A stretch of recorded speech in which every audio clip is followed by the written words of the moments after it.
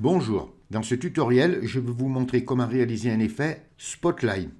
Traduction en français, mettre en avant, mettre sous les feux de la rampe, c'est-à-dire mettre un objet en avant. Vous voyez, comme ici, par exemple, j'ai cette image, j'ai voulu mettre en avant la partie gauche de mon image, mais je pourrais très bien, si je voudrais, mettre l'arbre.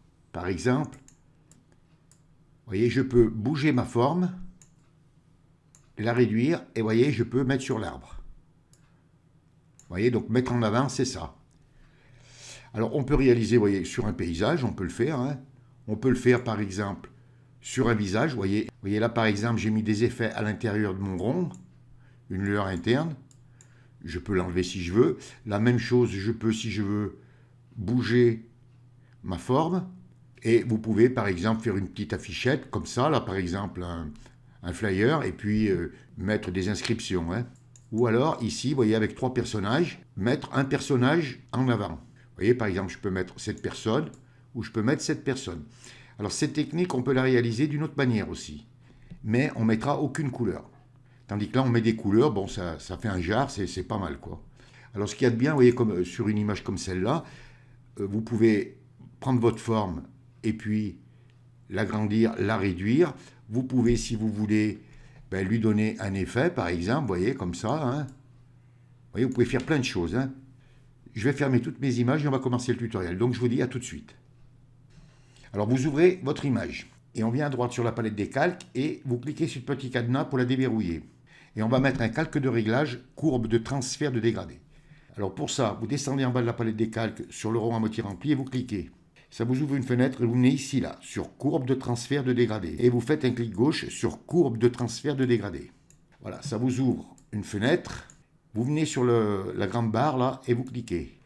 Et vous allez mettre ce dégradé. Alors bon, on n'est peut-être pas les mêmes, mais vous le trouverez, il est facile, le violet et le orange, là. Donc, vous laissez tout comme ça, et vous cliquez sur OK, et vous cliquez sur OK. Et on va le clipper avec le calque de l'image du dessous. Vous enfoncez la touche Alt, vous venez entre les deux calques, là ça fait un petit carré avec une flèche qui monte vers le bas et vous cliquez. On reste à droite sur la palette des calques, sur le calque dégradé. Et on va mettre un nouveau calque. Donc on descend en bas de la palette des calques, sur le carré avec le petit plus et vous cliquez. Et ça vous met un nouveau calque. Et on va le remplir en noir. Mais on ne va pas le remplir en noir comme d'habitude. Vous venez à gauche sur la barre des outils, sur les outils vectoriels, et vous prenez l'outil rectangle. Vous faites un clic gauche sur outil rectangle. Vous venez sur le panneau des options, et ici, là, vous mettez sur forme. Si vous êtes sur tracé ou pixel, vous mettez sur forme. Ensuite, le fond, vous mettez la couleur noire. Et le contour, vous cliquez, si vous avez une couleur, et vous mettez sur le rectangle barré de rouge. Pas de contour. Vous venez ici, là, et vous remplissez votre image. Alors, vous faites attention de bien la remplir, hein, et vous lâchez. Et elle se remplit en noir. Si la fenêtre des propriétés s'ouvre, vous la fermez. On reste à droite, toujours sur la palette des calques, donc le calque rectangle 1 actif, et on va remettre un nouveau calque. Donc on descend en bas de la palette des calques sur le carré avec le plus, comme tout à l'heure, vous cliquez, et ça vous remet un nouveau calque. On revient à gauche sur la barre des outils, sur les outils vectoriels, vous cliquez, et cette fois-ci vous prenez l'outil ellipse. Vous faites un clic gauche sur outil ellipse. Vous conservez sur le panneau des options les réglages que vous avez faits. Vous venez sur votre image, vous faites un clic gauche, vous enfoncez la touche maj, pour faire un rond parfait et vous faites tirer. Si vous voulez déplacer le rond, vous maintenez la touche maj.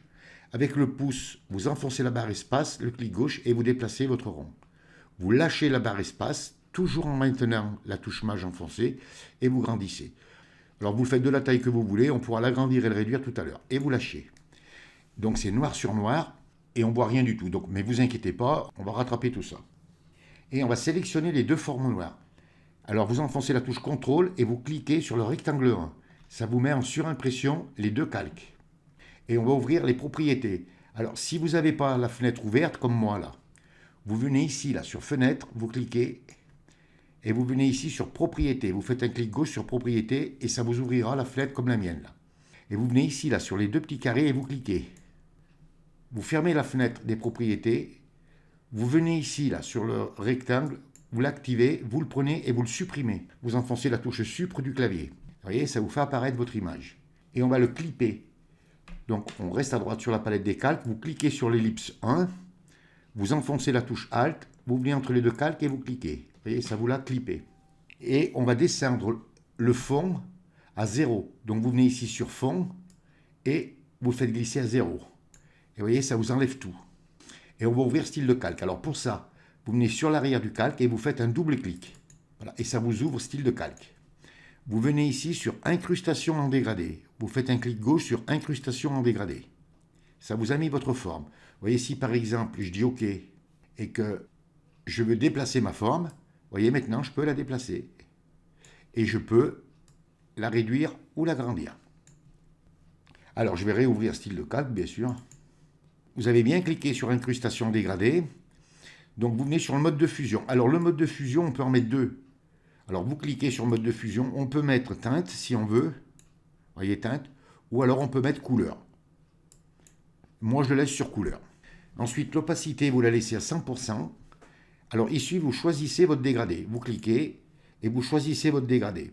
Je vais quand même vous donner les références des couleurs et comment je les ai positionnées. Donc celui-ci là, même qu'il est là, ça ne fait rien. Je vais vous donner toutes les références et il va se positionner comme le mien. Vous cliquez sur le petit carré, là vous faites un double clic et vous mettez 7D66F1. Et vous cliquez sur OK. Et la position, vous la mettez à 47%. Ici, la position 47%. Vous voyez, il va se positionner comme le mien. Ensuite, vous venez sur l'autre, vous cliquez, vous double-cliquez.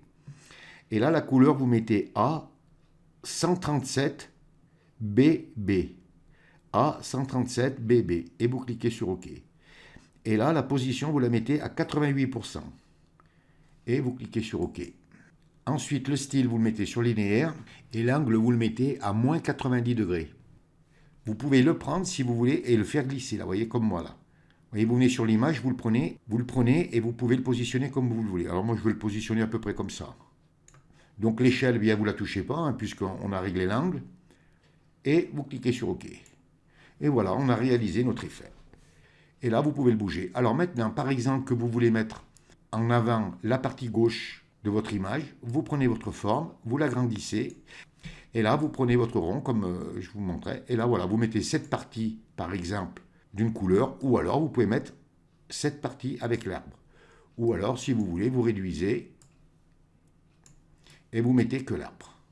Voilà. Et à partir de là, ensuite, vous pouvez mettre des textes, vous pouvez mettre ce que vous voulez.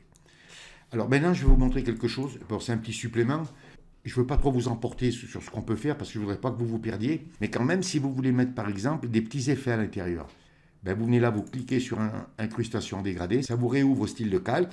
Et là, par exemple, vous pouvez mettre une lueur interne. Alors là, il ne faut pas vous affoler. Si vous mettez une lueur interne, ça va vous la mettre à l'extérieur. Si je mets une lueur externe, ça va la mettre à l'intérieur. C'est parce qu'on a un masque d'écrêtage, c'est pour ça. Et là, par exemple, vous cliquez bien sur lueur externe, vous voyez, ça vous met les réglages. Et puis là, vous pouvez, avec le sélecteur, changer la couleur. Si vous voulez, par exemple, vous voyez, je vais le mettre rouge, hein, c'est pour vous montrer. Bon, vous faites vos réglages, plus ou moins. Vous pouvez le réduire si vous voulez, vous voyez. Enfin, vous pouvez vous amuser. Et là, vous pouvez mettre autant d'effets que vous voulez. Bon, mais ces effets, c'est facultatif, hein, vous n'êtes pas obligé. Donc, je vais annuler. Oui, ce que j'oubliais de vous dire, j'allais bientôt terminer le tuto, c'est que vous pouvez changer, si vous voulez, par exemple, le dégradé. Donc, vous venez et vous cliquez sur incrustation dégradée.